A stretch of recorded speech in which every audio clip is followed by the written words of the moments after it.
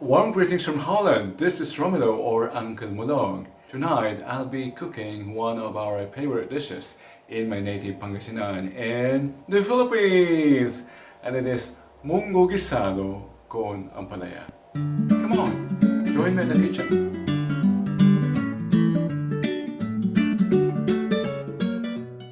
As in almost all recipes, Kagaya ng karamihang recipes na ginigisa, kailangan natin ng mantika, garlic, and luya, at For onion. this recipe, you also need pork liempo. Siyempre kailangan din natin ng monggo, liempo pang sahog, at kamatis, at ampalaya. Dahon ng ampalaya, winter dito ngayon walang tumutubo, kaya frozen or ilado na ampalayang ang ating gagamitin. Pieces of tomatoes. And for seasoning, we use fish sauce or At patis. pagtimpla, kailangan natin ng patis. The complete list and the Ipapakita ko ang amount kompletong of listado patis ng is mga projected. ingredients dito sa screen. For the sake of time, I won't be showing how Para I makatipid tayo sa prepare oras, or hindi ko na prepare pinakita the kung paano ingredients. As prepare shown itong here mga below, they sangkap. are now or they have been prepared beforehand. Ito, na i-prepare na siya. At habang tayo ay nagpe-prepare, nagpakulo na rin ako ng monggo. Naglagay lang ako ng kompletong or ng bastanting dami ng tubig para hindi siya masunog. Ayun, may nahulog. Ito, naluto na siya kaya pinatay ko na yung monggo. Ipalabasin natin ang ano bang tawag dito sa Tagalog. Isisitayo ko namin in Ilocano. Palabasin natin yung kanyang mantika. Igisa sa kanyang sariling mantika yon. Pero para hindi siya masunog, lagyan natin ng konting tubig lang at para man mapalambot ng konti.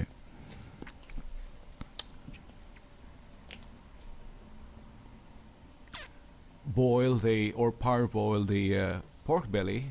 Sangkot siya ang tawag rin yan, yung To pag-parboil. soften a bit and to stir it from time to time. Siyempre para hindi masunog, halo-haloin ng konti. Ayan, mga ilang 3 minuto yata yan ay golden brown. medyo lumabas yung mantika. Ihalo pa ng ihalo hanggang lumabas yung mantika. Kung kulang yung mantika, dadagan natin ng mantika na galing sa grocery. Stir fry, as you say, the onions, the garlic. Ayan, malapit na. Pwede natin idagdag o ilagay ang ginger. Let's add the ginger. Stir it. And Haluin na naman, haluin. Saka, kanta kaya tayo. Pag-usapan natin ang showbiz habang hihintayin yung next na Ricardo. Wala akong masabi. Yung away sa Manila Bay. Yan. Ang hirap pala na mag-voice over. Dapat sabay na lang natin habang ginagawa. Kagaya ng ibang recipe ko. Yun. Idagdag na natin ang stir bawang. again. At haluin na naman. Don't forget to turn your exhaust fan on.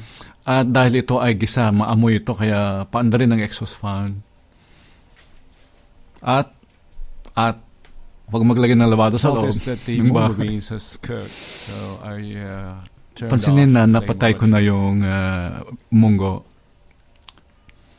Let's add the onions and Idagdag natin Stir fry it ang again. sibuyas at ihalo ng ihalo.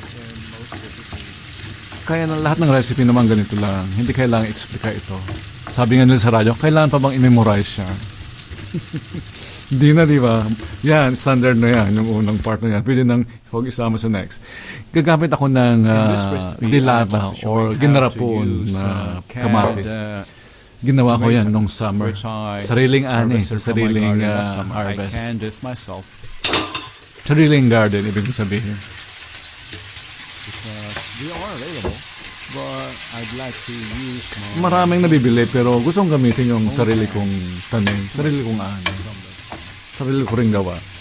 Siyempre pag sa sariling sikap itong programa natin dito. 3 hanggang 4 ang kailangan nating maliliit na kamatis. Pero dahil dilata, kalahati pwede na.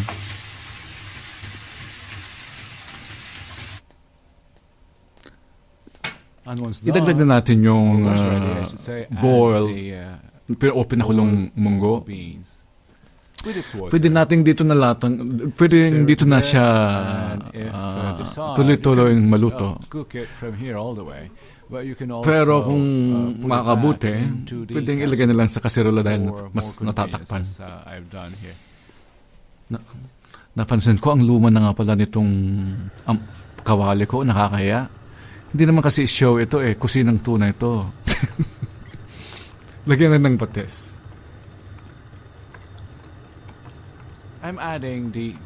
Let's add the patis. 1, 2, 3, 4 tablespoons.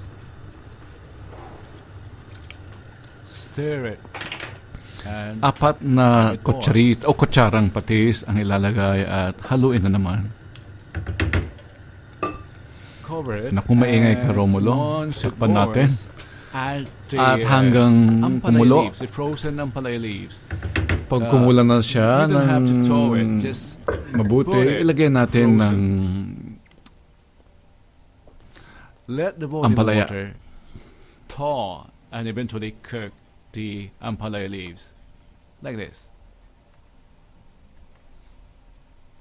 Cover it and At huwag na huwag ninyong wait i-defrost for yung ampalaya. around 10 minutes. Ilagay siyang yelo. Straight from the freezer. Saka lang nyo siya ilabas pag kailangan niyang ilagay. Sira ang putahe ninyo kung ilalagay natin siyang na-defrost na. Mga 10 minutos ang kailangan niyan. Ilublob ng mabuti para ma-defrost siya. Or, naghiwalay na siya, ihalo ng konti. Yan. Halo-haloy ng konti. Tingnan nyo, hindi mapapansin na siya ay frozen. And we're done. Dahil yung pag-freeze nga, sinususpend niya yung pag-deteriorate ng pagkain. Tapos na ang ating putahe. After 10 minutes, mayroon tayong gisadong ampalaya sa winter dito sa Europa. That was monggo guisado con ampalaya, flavor from Pangasinan, from the Philippines. We will be exploring more flavors of the world and recreate them at home using homegrown vegetables. So if you want to know more, don't forget to subscribe by hitting the subscribe button below and the bell icon if you want to get notified once a new release will be available. I'll try to post at least one recipe per week. I have a full-time job.